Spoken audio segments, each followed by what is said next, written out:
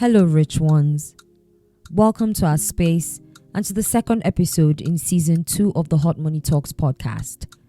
My name is Christine Ishampepe, the money mechanic, and I help you fix your finances.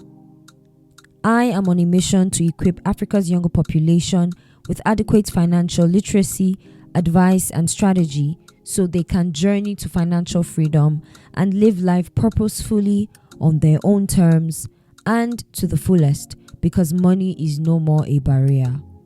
I want you to live your best life. The Hot Money Talks podcast is a series of honest, open, and transparent money conversations that will guide you on your journey to financial freedom. Here on the podcast, we believe 100% that financial freedom is possible with the right set of knowledge, the right amount of time, and the right circle of people. Now, before we go ahead with today's episode, I'd like to take a moment to wish all lovers a happy Valentine's Day. Now, rumor has it that the lovers in Jos, Nigeria, where I currently live and reside, took the Val's Day celebration to a whole new level. They indeed painted the town red. Who they breathe? In view of this, I thought that it would be spot on to talk about love and money on today's episode. Consider this my own Val's gift to you. Ready? Let's go. Now, according to research, 1 in 4 couples consider money as the greatest challenge in their relationship. It is also proven that 80% of divorces are money related. Money is often the cause of arguments, mental stress, and could lead to divorce and separation as well. This means that money can make or mar your relationship with your partner. Therefore, it also means that it is very important to talk about money with your partner, your spouse, or your lover. Now, if you're unsure on how to kickstart a money conversation with your significant other, here are 20 money questions that you can ask them.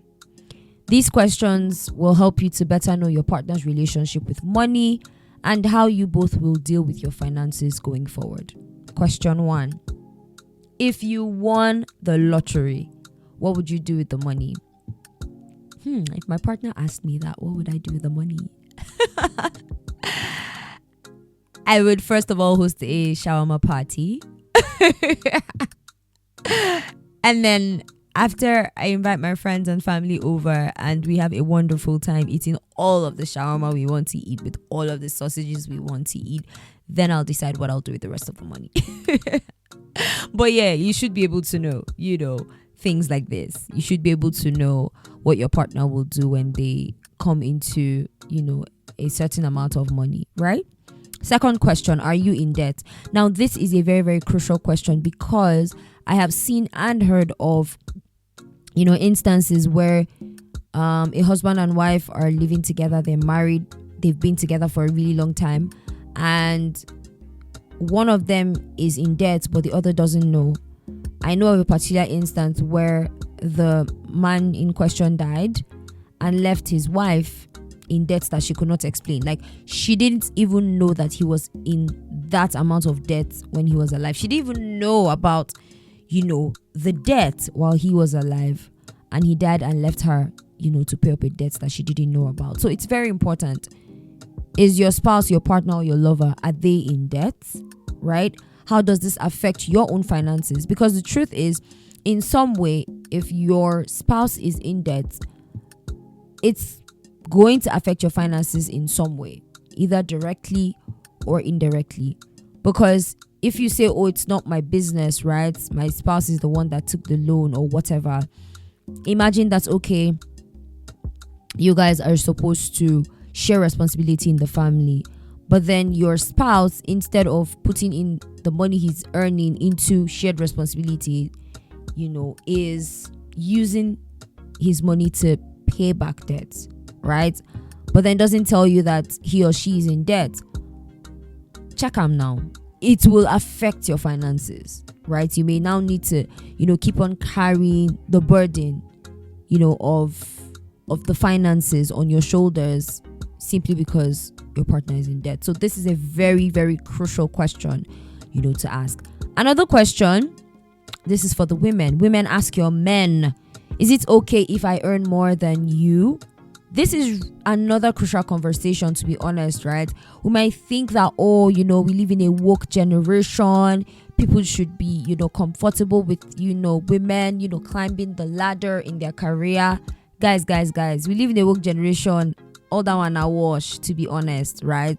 There are still many people who have issues with their female partners, earning more than them. So this is something we women need to know, right? So ask your partner, are you okay, with me earning more than you earn, right? Very, very important. Fourth question to ask your partner, what is on your bucket list and how can we plan to achieve them? Now, this now gives a sense of teamwork, right? A sense of teamwork, like we're in this together and I want to be a part of your, your goals, your future. I want to, be a part of making your life better, right?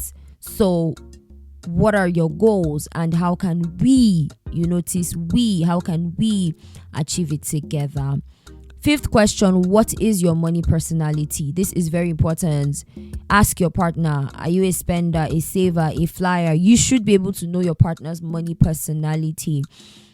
So I was having a conversation yesterday with a friend, right? And, we were just talking about, love and money.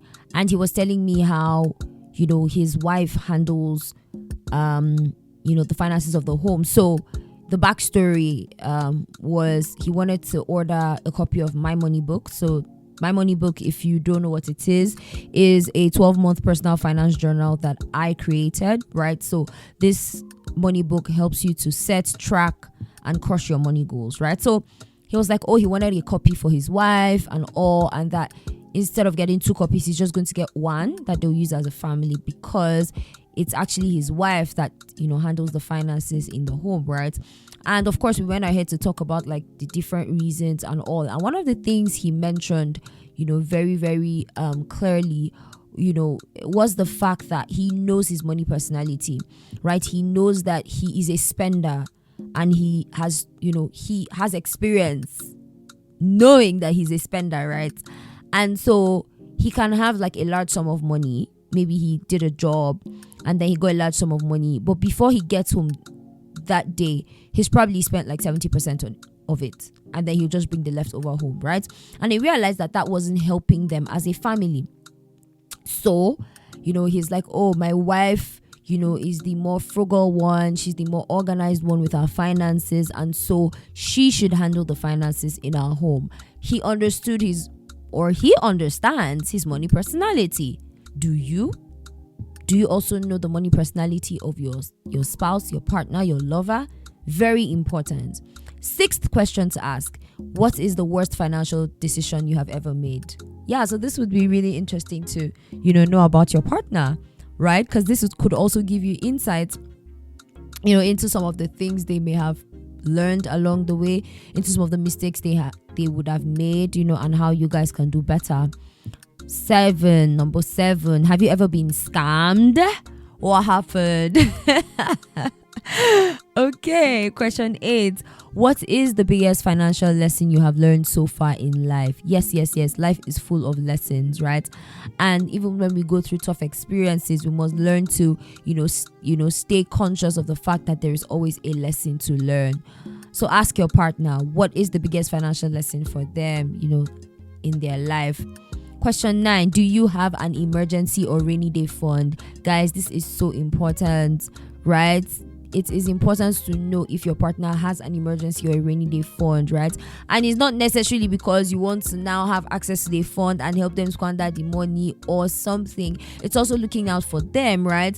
Also bringing them to the consciousness that, there is need to actually have an emergency fund or a rainy day fund. Very, very crucial. Question 10. What are your short and long-term goals? What are your short and long-term goals? Again, this screams teamwork. This screams, I'm here with you. This screams, I want us to do, stuff together. This screams, I'm interested in being a part of your future, right? So ask your partner, what are your short and long-term goals? because the truth is our goals, however we may put it, right, are greatly affected by money. Very, very, very important. The reason some of us have still not achieved some certain goals is just because, the money hasn't come. So now that we know that these are our short and long-term goals, the question now becomes, how are we going to work towards them? How are we going to make money available to be able to achieve these short and long-term goals? Question 11. Do we merge our finances or do we keep them separately? I think that this is such a very important question to ask your partner, especially if you guys live together. Right, you guys are married or you live together. This is very important because you need to know what principles work for you. And I'm not here to tell you whether you should merge your finances or keep them separately. I'm just here to say do what works for you, right? But do what works for you because you guys have had a decision about it. Now, there are people who actually do not mind merging their finances, right? So you see people who are like, I really don't mind. We put all our monies together, right? And we just plan how we use it. Some people don't mind, right? But you should come to a decision together to say, okay, we could say, okay, we won't put all of our finances together. We would probably have one account that would be a joint account, and that account would just be for shared responsibilities. So like food, children's fees, rent, and all of that. We would each contribute so amount of money or so percentage into this joint account, and then we keep the rest of our monies to ourselves. So talk about this. Question 12. Do you want to rent a house or do we build? This also screams intentionality, right? Screams assets or liability. So it's now up to you to decide. For us as a couple, is building a house going to boost our asset portfolio, right? Can we even afford to build a house, right? And also talk about it. Question 13. What investments do you have? What are your assets? This is very important. Now, I know that people are scared, right, of gold diggers, right? And there's that. And gold diggers are real, they're real people. It's a real thing, right? However, I want us to think about, this whole exercise of talking with your spouse about money as, a sign of intentionality about what you guys have, except you guys are not serious. You're just playing around, right? If not, you should be able to be transparent to say, okay, I have this investment, I have this asset, I'm working on, doing this, I have this land here, this and this and this. What investments do you have? And also an eye-opener that if your partner does not have any investments, then this could actually be an open door to actually begin to say, okay, I actually do not have any investments. I don't have any assets. Is this something we can now begin to work on together? Question 14, do you have a written will? Now, when I talk about, wills, will in the sense of WILL, like will, like last will and testament, right? So, this is not wishing death on anyone, but we all know we're going to die. I've made my peace with it, right? Our sure destination is death, right? And if you already know you're going to die, you might as well, begin to prepare for it. And preparing for your death is what will push you or inspire you or encourage you to write a will. So also you can ask, do you have a written will? Not necessarily because you want to read what's in the will, but do you have a written will? If you die today, have you clearly stated what you want to be done with your properties? Now, many times you see people who have properties die and they didn't have a will, right? So it's when tradition kicks in some instances. If, for example, a man dies and comes from a tradition where, his brothers can come in and take over his home, you see women are left helpless because the family members of the husband have come and literally confiscated everything and she doesn't have a say. But imagine there's some kind of legal backing that a lawyer validates, oh yes, there was a will in place, and this is what this person wanted to be done with his properties. Question 15, do you have health insurance? This is also very, very important, just as important as the question of asking if your partner is in any debt. Because the truth is, health insurance, to be honest, is one amazing way to cut down on the health costs, right? And this is where I tell you, if you don't have health insurance, you should plan on having health insurance, this year. Now, when your partner does not have health insurance, right, you are somehow indirectly affected by this impact on their own health. Because if they now have to go through any major surgery or any major health procedure, it means that you'd have to pay more. The burden will be on every one of you because you didn't have health insurance. Question 16, how much do you earn? Now, I know this is a touchy subject. This one is a touchy subject because so many people do not want to let their partners know what they earn. Again, this is really up to you. This is really, really up to you. For those who don't like, sharing this information, you know why?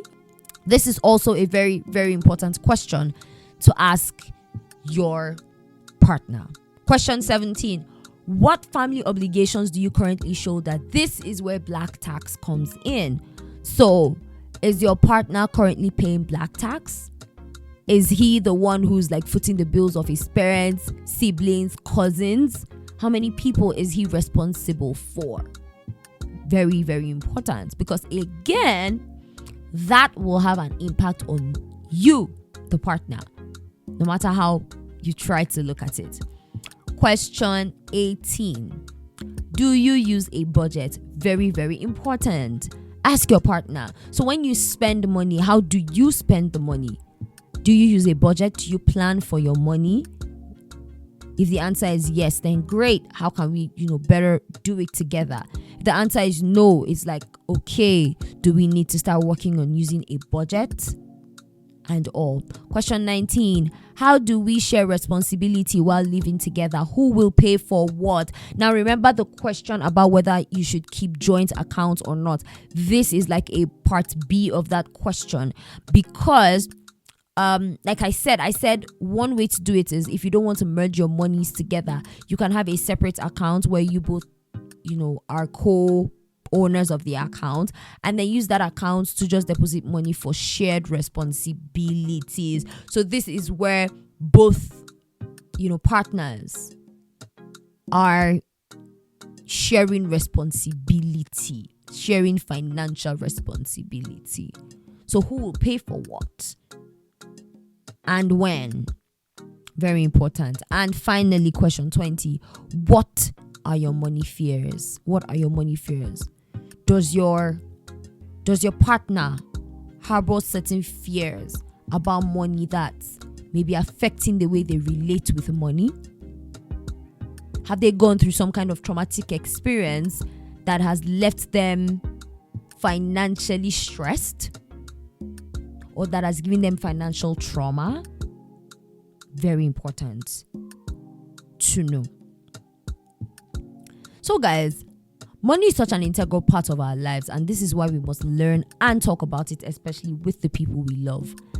I believe strongly that having money conversations with your significant other has a way of strengthening your bond and setting you both on the same path to achieving your goals together. If you have never talked to your partner about money, this podcast is your cue to have that conversation. And I really, really hope you do. Thank you for listening to today's episode of the Hot Money Talks podcast. If you have listened to this point, then it means that you have gotten value today, right? Amazing. So go ahead and share the link to this episode with someone you want to see win with their finances this year. If you celebrated Val's Day with your love, then you should also send this podcast link to your man or to your woman. They need to hear this. Don't forget that new episodes of the Hot Money Talks podcast drop every Saturday, and you can listen to them on your favorite podcast platforms Spotify, Apple Podcasts, Google Podcasts, and YouTube. Subscribe and follow the show on either of these platforms so that you are notified whenever an episode is released. Recommendations are powerful, so please tell your friends and family about this podcast so that we can go on this journey together. To connect with me on other platforms, do well to follow The Money Mechanic at The Money Mechanic page on YouTube, Facebook, Instagram, and TikTok. I hope most importantly that you will take action on your finances today. Sending you love, light, and a sprinkle of money in between. Cheers.